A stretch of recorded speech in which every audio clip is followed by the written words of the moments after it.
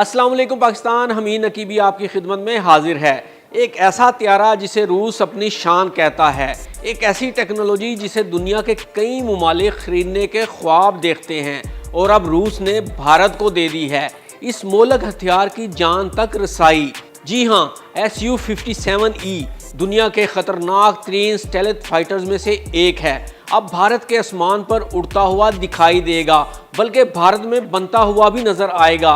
लेकिन क्या रूस भारत को इस त्यारे का सोर्स कोड देगा या फिर इस त्यारे का हाल भी राफेल जैसा होगा? इससे भी दिलचस्प और अहम सवाल ये है कि रूस भारत को ये मोहलक टेक्नोलॉजी क्यों दे रहा है।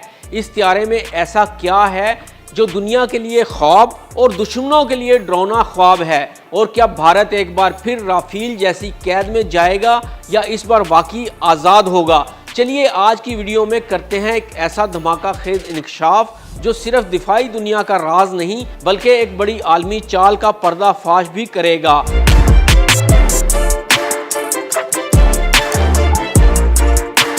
Su-57E रूस का 5th जनरेशन स्टेल्थ फाइटर जो आवाज़ से 2 गुना तेज़ रफ्तार है, रडार से मुकम्मल गायब हो जाता है और दुश्मन को आने से पहले ही ख़त्म करने की सलाहियत रखता है। इसकी स्पीड 2135 किलोमीटर फी घंटा है और ये स्टेल्थ टेक्नोलॉजी का हामिल है, यानी वो त्यारा जो रडार को चकमा दे सकता है। रडार Su-57E दुश्मन को 400 किलोमीटर दूर से देखने की सलाहियत रखता है। इससे भी दिलचस्प बात यह है कि ये AI based fire control system 30 mm cannon system से लैस है, हाइपरसोनिक मिसाइल सिस्टम की सलाहियत भी रखता है, 2 पायलट्स को एक ही वक्त में AI मिशन सपोर्ट दे सकता है। यानी ये त्यारा सिर्फ लोहा नहीं, ये एक उड़ता हुआ कंप्यूटर है, मोहलक और खुद मुख्तार। अब बात कर लेते हैं आखिर रूस भारत को ये त्यारा बनाने की टेक्नोलॉजी क्यों दे रहा है।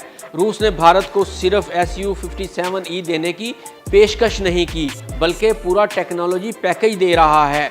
मेक इन इंडिया के तहत मुकम्मल असेंबलिंग और प्रोडक्शन भी भारत में ही होगी। हिंदुस्तान एरोनॉटिक्स की फैक्ट्रीज में पुर्जे बनेंगे।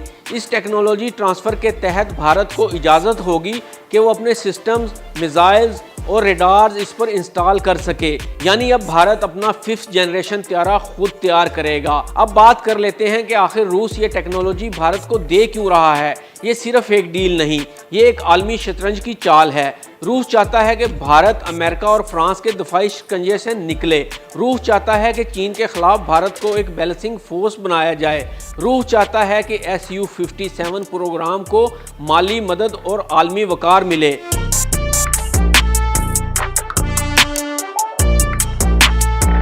और सबसे अहम, रूस चाहता है कि भारत तवील मुद्दत तक इसका स्ट्रेटेजिक पार्टनर बना रहे। जहां इस डील के कुछ फ़ायदे हैं वहीं कुछ नुकसानात भी हैं। तो आइए अब देखते हैं कि वो नुकसानात क्या हैं। तो जनाब, जहां ये सौदा एक सुनहरी मौका है वहीं इसमें कुछ खुफिया जंजीरें भी हो सकती हैं। क्या रूस भारत को मुकम्मल सोर्स कोड देगा? अगर नहीं तो राफेल जैसा हाल ही हो सकता है जहां हर तब्दीली की इजाज़त फ्रांस से लेना पड़ती है। क्या रूस किसी दबाव पर भारत की आज़ादी पर समझौता करेगा?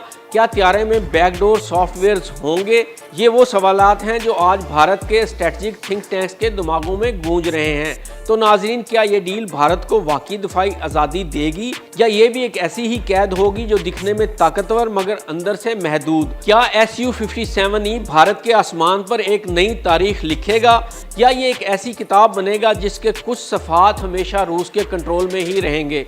कमेंट्स में ज़रूर बताइएगा, क्या भारत को ये डील करनी चाहिए और क्या सोर्स कोड के बगैर ये सौदा मुकम्मल हो सकता है या नहीं। हमीद नकीबी को इजाज़त दीजिए।